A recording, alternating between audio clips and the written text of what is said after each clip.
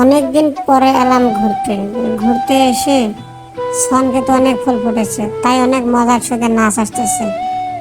কি সুন্দর! বন্ধু যখন বলয়া আমার বাড়ির সামনে দিয়া ফাইটা যায়, ওরে বুকটা ফাইটা যায়। নাচ তো দিতাছি, কিন্তু দর্শকের তো মন পাবো না। হায় আল্লাহ! এই বন্ধুরা, কেমন আছো? এই দেখো, আমি এবার হাত তালি দিতেছি। হিজড়াদের মতো তো পারি না, একটু চেষ্টা করি আর কি। দেখো, আমি ছবি তোলার রিয়াকশন নিতেছি। এই অনেকদিন পরে ঘুরতে এলাম সুন্দর একটা জায়গায়।